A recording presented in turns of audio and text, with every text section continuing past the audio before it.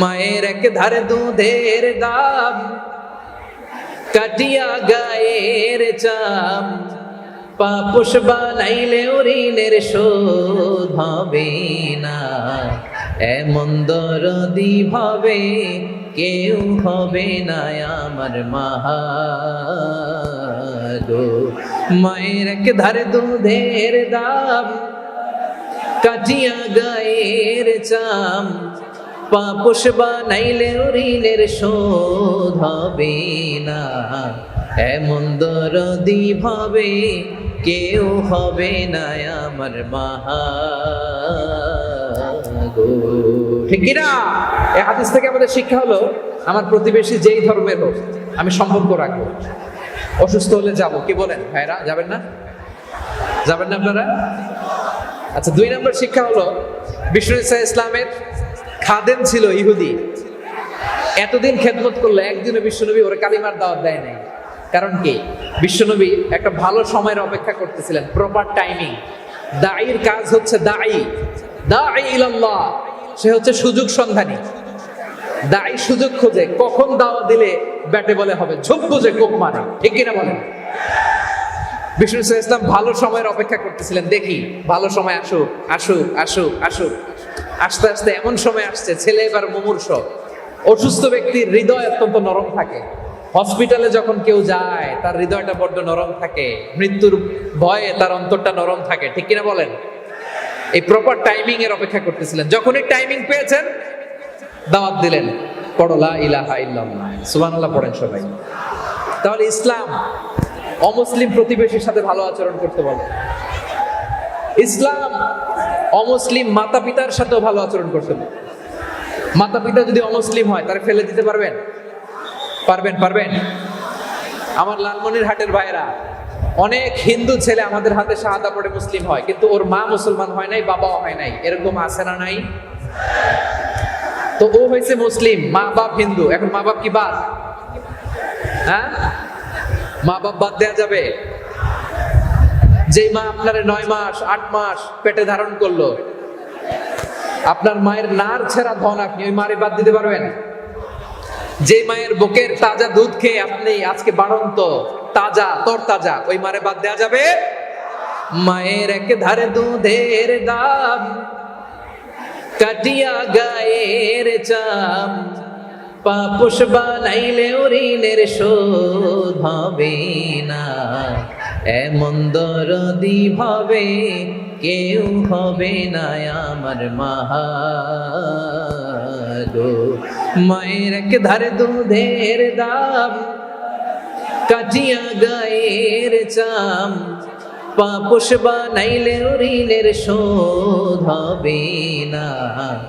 এমন দরদি ভাবে কেউ হবে না আমার মাহাগো। ঠিক কিনা? মাকে তো বাদ দেয়া যায় না। وَقَضَى رَبُّكَ أَلَّا تَعْبُدُوا إِلَّا إِيَّاهُ وَبِالْوَالِدَيْنِ إِحْسَانًا। আল্লাহ বলে, অবধারিত 2টা ভার্ডিক্ট তোমাদের জন্য। এক, আল্লাহর ইবাদত করবা, আর মা বাবার প্রতি ইহসান করবা। আদেশটাকা মা বাবার প্রতি ইহসান করতে হবে। আমার মা হিন্দু হোক, ভালো আচরণ করতে হবে। বৌদ্ধ হোক, ভালো আচরণ করতে হবে। আমার যে সমস্ত হিন্দু ভাইয়েরা মুসলিম হয়েছ, তোমাদের মা বাবা এখনো মুসলমান হয় নাই, তাদের সাথে ভালো আচরণ করতে হবে। আপনাদের খেদমত নিজে করতে হবে, অথবা খেদমতের ব্যবস্থা করাই দিতে হবে। মান্থলি যে খরচ লাগে এটা দিতে হবে। আরে তুমি এখন মুসলিম, তোমার মা বাবা হিন্দু, এখনই তো সুযোগ ইসলামের সৌন্দর্য দেখানো। এখন মা বাবা যদি দেখে, আরে এটা হিন্দু থাকতে তো বদমাইশ ছিল, বেয়াদব ছিল, কি এমন ধর্ম সে গ্রহণ করলো যেটা গ্রহণের সাথে সাথে সে পাল্টে গেল? কি এমন ধর্ম সে গ্রহণ করেছে যেটা তার জীবনকে আলোকিত করে দিয়েছে? নসিব ভালো হলে তারাও কালিমা পড়ে মুসলমান হয়ে যাবে। বিষ্ণু ঈসা ইসলামের স্ত্রীর নাম ছিল আয়েশা রাদিয়াল্লাহু তাআলা আনহা, আবু বকর রাদিয়াল্লাহু তাআলা আনহুর মেয়ে। আবু বকর রাদিয়াল্লাহু তাআলা আনহুর আরেক মেয়ের নাম হচ্ছে আসমা। কি নাম? দুজনেই আবু বকর রাদিয়াল্লাহু তাআলা আনহুর মেয়ে, আসমা আর আয়েশা। নাম দুইটা কেমন লাগে? আসমা নামটা কেমন লাগে? আয়েশা নামটা কেমন লাগে? সবার ভালো লাগে নাই? নাম দুটো আপনাদের ভালো লাগে? লালমনিরহাটে অনাগত যদি কন্যা সন্তান হয়, যদি মনে চায় আসমা রেখে দিতে পারবেন, যদি মনে চায় আয়েশা রেখে দিয়েন। দেশে বিদেশে এয়ারপোর্টে রাস্তা ঘাটে শুধু বলে হুজুর একটা নাম দেন, আমার ছেলের একটা নাম দেন, মেয়ের একটা নাম দেন। তো আমার মনে আছে যশোরের আবদিনের মাহফিলে আমি একটা দুটা নাম দিয়েছিলাম। আজকে লালমনিরহাটের এই প্রোগ্রামে কন্যা সন্তান যদি হয় দুটা নাম দিলাম, আসমা কিংবা আয়েশা। ইনশাআল্লাহ পড়েন। দুজন বোন, এক মায়ের না, বাবা এক মা দুইজন। আয়েশা রাদিয়াল্লাহু তাআলা আনহার মায়ের নাম উম্মে রুমান, আর আসমা রাদিয়াল্লাহু তাআলা আনহার মায়ের নাম কুতাইলা বিনত আব্দুল উজ্জা। আবু বকর রাদিয়াল্লাহু তাআলা আনহু 4টা বিয়ে করেছিলেন। তো একই ঘটনা ঘটেছে এই ফ্যামিলিতে। আসমা ইসলাম ধর্ম গ্রহণ করে মুসলিমা, কিন্তু তার মা কুতাইলা মুশরিকা। আই রিপিট, বোঝার জন্য আমি আবারও বলি, আসমা রাদিয়াল্লাহু তাআলা আনহা মুসলিমা, আর আসমার মা কুতাইলা, আওয়াজ করে বুঝে থাকলে বলেন, আসমার মা মুশরিকা। তার মানে মেয়ে মুসলিম, মা অমুসলিম, ভেজাল আছে না নাই? কিন্তু কুতাইলা আর ধৈর্য ধারণ করতে পারে না। নার ছেড়া ধন, কলিজার টুকরা ধন, কলিজার টুকরা সন্তান আসমারে দেখতে বড্ড মন চায়। সাইয়েদনা আসমা রাদিয়াল্লাহু তাআলা আনহা মক্কা থেকে হিজরত করে মদিনায় চলে গেলেন। হুদাইবিয়ার পর যখন মক্কা মদিনার ট্রাফিক স্বাভাবিক হলো, মক্কার লোক মদিনায় যায়, মদিনার লোক মক্কায় আসে। কুতাইলা কলিজার টুকরা সন্তান আসমারে দেখার জন্য কিছু উপহার নিয়ে বিশাল মরুপথ পাড়ি দিয়ে মক্কা থেকে মদিনায় যায়। সুবহানাল্লাহ বলেন। এখন মা আসছে মেয়ের সাথে দেখা করতে, মেয়ে তো আর দেখা দেয় না। মেয়ে ভাবছে আমার মা তো মুশরিকা, অপবিত্রা, তার সাথে কি দেখা দেয়া যাবে? বিশ্বনবীর দরবারে চলে গেলেন। সুবহানাল্লাহ বলেন। কি সৌভাগ্যবান ছিল তারা, মাসলা জানার দরকার হলেই নবীর দরবারে চলে যেত। ঘরে বউয়ের সাথে ঝগড়া হলে নবীর দরবারে চলে যেত। অনেক সাহাবী বলে আমার পেটে ক্ষুধা লাগলো আমি নবীর কাছে চলে যেতাম, কারণ নবীর চেহারার দিকে তাকালেই আমার পেটের ক্ষুধা মিটে যেত। সাইয়েদনা আসমা রাদিয়াল্লাহু তাআলা আনহা বিশ্বনবীর কাছে চলে গেলেন, যে বললেন ইয়া রাসূলুল্লাহ ইয়া হাবিবাল্লাহ ইন্না উম্মি কাদিমাতুন ইলাইয়া ওয়া হিয়া রাগিবা। আমার মা মক্কা থেকে অনেক দূর মরুর পথ পাড়ি দিয়ে উপহার সামগ্রী নিয়ে মদিনায় আমার সাথে দেখা করতে এসেছে গো নবী। আমার জানতে বড্ড ইচ্ছে হয় আমি আমার মুশরিকা মায়ের সাথে একটু দেখা করতে পারবো কিনা। আফা আসিলুহা, আগে যেমনি আমি আমার মায়ের সাথে ভালো আচরণ করতাম, যেমনি আমি আমার মায়ের সাথে সদাচরণ করতাম গো নবী, এখন আমি মুসলিমা মা মুশরিকা, এখনো কি আগের মতো সদাচরণ করতে পারবো নাকি? বিশ্বনবী বললেন নাম সিলিহা, হ্যাঁ রে আসমা, অবশ্যই অবশ্যই, আগে ঠিক যেমন তুমি তোমার মায়ের সাথে ভালো আচরণ করতে, এখনো তেমনি আগের মতো ভালো আচরণ করবা। আওয়াজ করে পড়েন সুবহানাল্লাহ। কি ইসলাম আমরা পেয়েছি! কত ব্রড মাইন্ডেড আমাদের ইসলাম, কত ওপেন মাইন্ডেড ইসলাম, কত ওপেন আপ করতে পারে, চিন্তা করতে পারে। বিষ্ণু বললেন হ্যাঁ অবশ্যই, নাম সুলিহা, আগে যেমনি ভালো আচরণ করছো আসমা, এখন ওইরকমই করো, পারলে আরো বাড়াই করো। সুবহানাল্লাহ বলেন।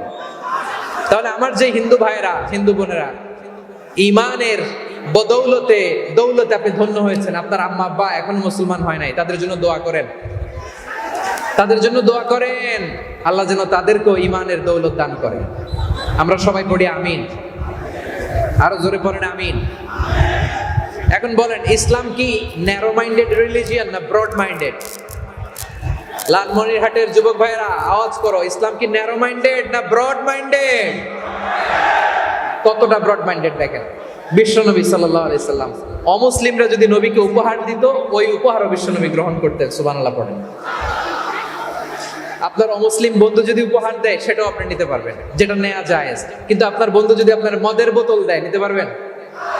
হ্যাঁ, মদের বোতল দিলে পারবেন না। আপনার বন্ধু যদি আপনার পর্ক দেয়, পর্ক, শুকরের গোশত মিশ্রিত কোনো খাবার, ওটা নিতে পারবেন না। হালাল যে কোনো জিনিস নিতে পারবেন। বিশ্বনবী সাল্লাল্লাহু আলাইহি ওয়াসাল্লাম অমুসলিমদের দেয়া হাদিয়া গ্রহণ করতেন। কেমন নবী ছিলেন? আমার নবীরে চিনে নেন, আমার নবীর অ্যাটিটিউড জেনে নেন। বিষ্ণু ঈসা ইসলাম যখন কোন জনপদে যেতেন 3টা অপশন নিয়ে যেতেন। প্রিয় ভাইয়ের আওয়াজ করে বলতে হবে, কোন জনপদে গেলে আমার নবীর অপশন থাকতো কয়টা? আমার মতো 3 আঙ্গুল উঁচু করে দেখান আর বলুন, আমার নবী কোন জনপদে গেলে কয়টা অপশন নিয়ে যেতেন? 1 নাম্বার অপশন আসলিম তাসলাম। নতুন এলাকায় গেলে বলতেন আসলিম তাসলাম, ইসলাম ধর্ম গ্রহণ করো, শান্তিতে থাকবা, আমার ভাই হয়ে যাবো, আমরা ভাই ভাই। ইসলাম মানো, আমরা ভাই ভাই। অপশন নাম্বার কত? 1।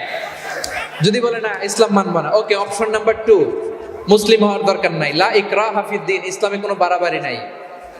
খ্রিস্টান আছো থাকো, বৌদ্ধ আছো থাকো, ইহুদি থাকতে চাও থাকো, কিন্তু আমরা যেহেতু রিজিওনাল সুপার পাওয়ার, আমাদের আন্ডারে থাকো, ট্যাক্স দিয়ে থাকো, এটার বলে জিজিয়া।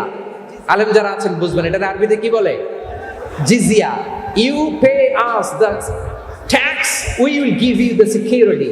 তোমরা ট্যাক্স দিবা, আমরা সিকিউরিটি দিব, আমাদের আওতায় থাকবা, কেউ তোমাদেরকে আক্রমণ করতে পারবে না, আমরা নিরাপত্তা দিব। সুবহানাল্লাহ বলেন। এটা অপশন নাম্বার কত? আচ্ছা, বুঝে থাকলে বলেন 1 নাম্বার অপশন কি ছিল? ইসলাম। ইসলাম মানব, শান্তিতে থাকবা, ভাই ভাই, আমরা ভাই ভাই। অপশন নাম্বার 2, ট্যাক্স দাও, আমরা নিরাপত্তা দিব, মুসলিম হওয়া লাগবে না। এখন 1 নাম্বারও মানে না, 2 নাম্বারও মানে না, মুসলিম হবো না, ভালো, খ্রিস্টান থাকো, ট্যাক্স দাও, আমরা সিকিউরিটি দিব না, এটাও মানি না। বিষ্ণু বলেন, তাহলে তলোয়ার আমাদের আর তোমাদের মাঝে ফয়সালা করবে।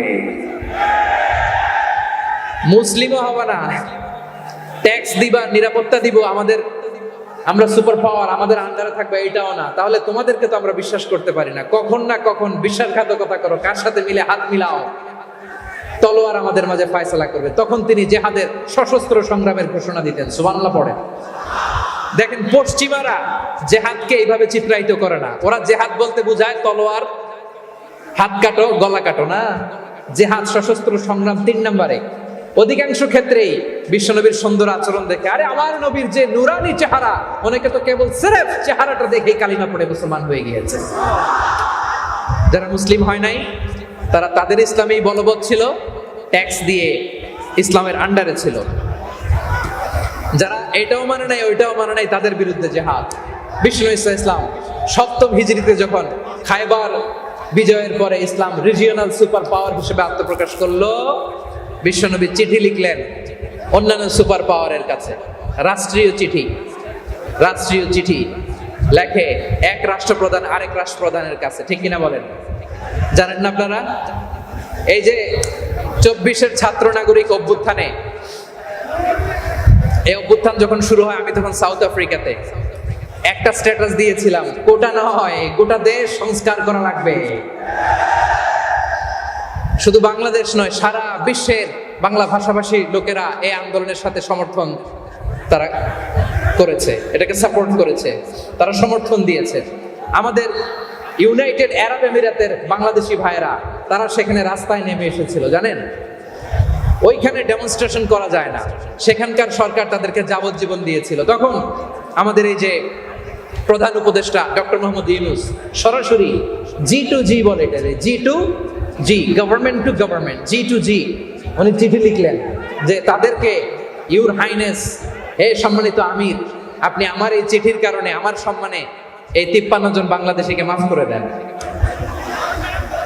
এই চিঠির বদৌলতে বেকসুর খালাস পেয়ে গিয়েছিল আমাদের ভাইরা। জানেন না এই ঘটনা আপনারা? তাহলে গভর্নমেন্ট টু গভর্নমেন্ট চিঠি দেওয়া হয়। 7ম হিজরিতে বিষ্ণু ঈসা ইসলাম সব সুপার পাওয়ারের কাছে চিঠি দিলেন, রোমান সম্রাটের কাছে, পারস্য অধিপতির কাছে, মিশরের অধিপতির কাছে, সবার কাছে চিঠি লিখলেন। চিঠির ভাষা ছিল এরকম, মিন মুহাম্মাদিন রাসূলিল্লাহ ইলা মুকাওকিস আযীমিল কিবত, মুহাম্মদ রাসূলুল্লাহর পক্ষ থেকে মিশরের বাদশার কাছে, আসলিম তাসলাম, ইসলাম মানো, শান্তিতে থাকবা, সালামুন আলা মান ইত্তাবাআল হুদা, শান্তি তার জন্য যে হেদায়েতের অনুসরণ করে। সুবহানাল্লাহ পড়েন। তো এই চিঠি অনেকে ভালোভাবে রিসিভ করেছে, অনেকে এই চিঠি পাওয়ার পরে নবীর কাছে আবার ইন রিটার্ন উপহার পাঠিয়েছে। কি পাঠিয়েছে? উপহার। মিশরের বাদশা মুকাওকিস, তিনি বিশ্বনবীকে বিশাল এক উপহারের ডালি পাঠিয়েছেন। মিশরের বাদশা মুকাওকিস ছিলেন ধর্মে খ্রিস্টান। লালমনিরহাটের ভাইরা আওয়াজ করে বলেন, মিশরের বাদশা ধর্মে কি ছিল? খ্রিস্টান। কি উপহার দিয়েছিল আমার নবীকে? শুনতে মনে চায়? আওয়াজ নাই লালমনিরহাটের গলায়। শুনতে মনে যায়? 1000 স্বর্ণ মুদ্রা। 1000 স্বর্ণ মুদ্রা। 2টা খ্রিস্টান দাসী, একজনের নাম মারিয়া বিনতে শামউন আল কিবতিয়া, আর একজনের নাম সিরিন বিনতে শামউন আল কিবতিয়া। একজন খ্রিস্টান দাস 20 থান কাপড় জামা বানানোর জন্য, আমরা নবী যেন যা সেলাই করে জামা বানাতে পারে এজন্য 20 থান কাপড়, 20 থান ফাইন গার্মেন্ট। সুবহানাল্লাহ পড়বেন না? এরপরে একটা গাধা যেটার নাম ছিল উফাইর, আর একটা খচ্চর, এটার নাম ছিল দুলদুল। খচ্চর চিনেন? গাধা আর ঘোড়ার ক্রসিং এ যে প্রাণীটা দুনিয়াতে আসে ওটার খচ্চর বলে। তো এই যে সুপার পাওয়ার, খ্রিস্টান বাদশার কাছে নবী চিঠি লিখলেন, ওই খ্রিস্টান বাদশা আমার নবীকে উপহার দিল।